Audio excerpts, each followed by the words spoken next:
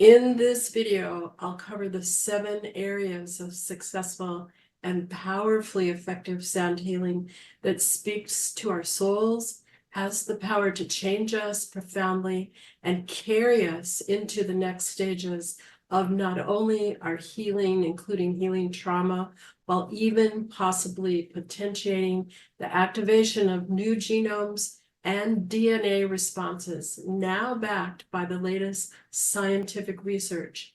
This information is at the end, so listen to the end to get it. And all of the following information is for curated tones, frequency, patterns, and vibrations and rhythms of sound healing. The first area is composed of several vital components that are essential for the entire sound healing experience. In a dynamic and effective sound healing experience, there is a tendency to safety for the receiver, which means there are no intrusions by other people, obtrusive sounds, or influences. This includes cell phones and an atmosphere of peacefulness that is protected from any outside interferences on all levels. Number 2 is the ability for the receiver to be comfortable in their body placement and consideration of sensitivities to sounds, temperatures, odors, positions that are not conducive to receiving. Get this also straightened out because that's part of the setup in advance. Number 3, the practitioner is a listener, not a talker. The practitioner shows their ability to hear and understand what is being asked of them in the session, is not processing their own issues through the session, and listens closely to the receiver. When there is no practitioner and you are in a session you've created from headphones or with speakers, then you have dedicated this time for your purpose. The space is prepared. You have no other interfering appointments. There are no people who are walking through your space or other sounds, music, or audio that will interfere. And you have set aside enough time afterwards so you don't have to pop up and do something. Number 4 is setting the intention. Suggestions of intentions may be releasing, healing, centering, insight, safety, joy, as well as a generic highlighting what is needed, messages about life, connecting to an idea or restoration. And you could even consider a non-intention intention is to allow the process to unfold. A person who is using sound healing for the first time, or even the first few times, may have a first intention of going slowly or to have a milder session to become comfortable with the process. As a person continues with sound healing, their options for intentions become vast, and a person who is familiar with going into a deep state can set an intention to learn about, gain insight, and continue their transformation at deeper and deeper levels. These deeper level intentions are beneficial with a professional facilitator who understands the ethics, safety signs, and the scope of practice. Another layer of the intention for the practitioner is holding space for the receiver, for the physical body, mind, emotions, and spirit, and at all levels, because they are the guardian. The responsibility of holding space is very significant in sound healing because of the vulnerability and the depth in which the person who is the receiver has the potential to go. And also knowing that when a person is a practitioner, they also will be transformed by the sound simultaneously with the receiver. But holding space also has other elements that are vital below.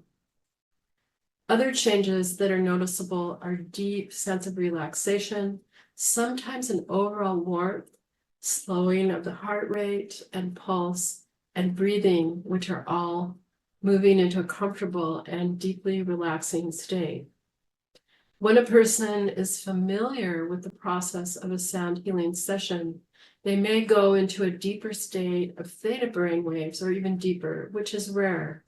All the brainwave states, alpha and theta, are deeply restorative, where our neurological system releases stress, chronic stress, trauma, and inflammation. As these are diminished, there is also a diminishing of the stress hormone, cortisol, which produces the inflammation. Cortisol is produced from trauma and chronic levels of stress and is an underlying cause of the most common diseases: heart disease, cancer, addiction, diabetes, immune-compromised illness, depression, anxiety, bipolar, schizophrenia, and other conditions. The comprehensive nature of the restoration that occurs also includes the release of hormones that make us feel good and develop areas of our human experience that foster and grow our potential. These areas include developing our insight, opening our hearts, and releasing and diminishing relentless thoughts and even negative thoughts. This is a healing process and also is a foundation for where we develop resilience and compassion. And while these are occurring, our immune system is positively changing, releasing anxiety and depression, and the emotions become regulated because of the group of hormones that are positively benefiting our system. Number 6 is your sound healing sessions will have 4 stages. The beginning, which is listed above as intention, comfort, and the beginning of relaxation and releasing normal brain waves. And then there's the middle part, which has a beginning that transitions into deeper relaxation and receptive and restorative states. And then the transition from the deep receptive state into the end. And then the last stage, which is the end, which is bringing to closure the session. The following information is as vital as all the rest of the stages for the impact and depth from the sound healing session. And that is the silence at the end of the session.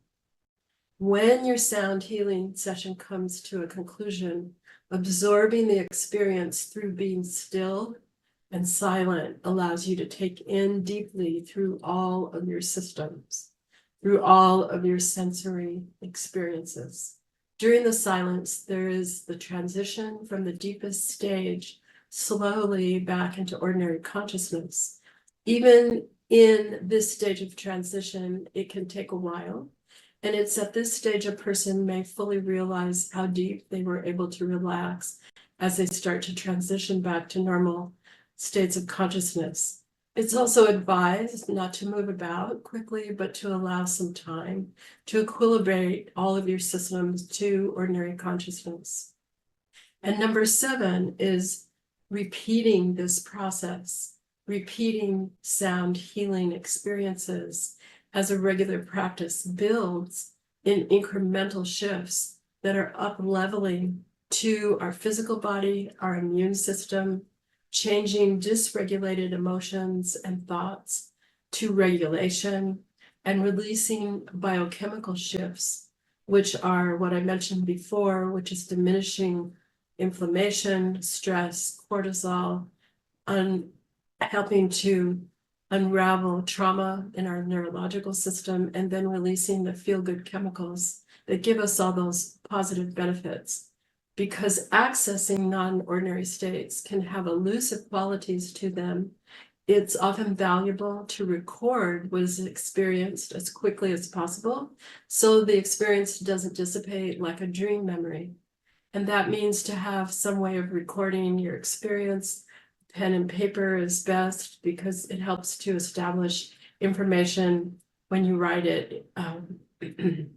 And ancient people knew the benefits of listening to and taking in changes and shifts in consciousness through listening to specific rhythms and patterns because of these deep, profound changes, the development of interconnection and insight, and within groups who listen to the same curated sound and music because there's a resonance within that group. They use listening to specific sound and music as a regular practice because they understood we are not designed to stay in one level of consciousness. In fact, staying in one level of consciousness is harming us.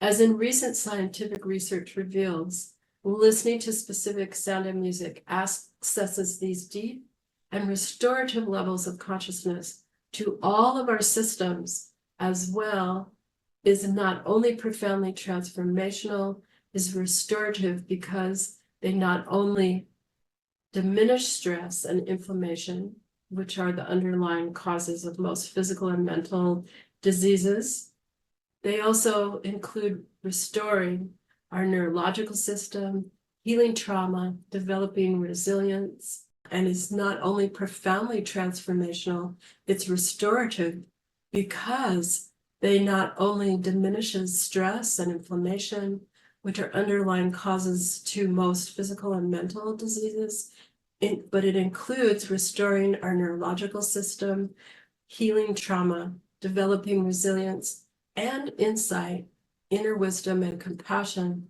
as well as deepening our relationship to our spirituality.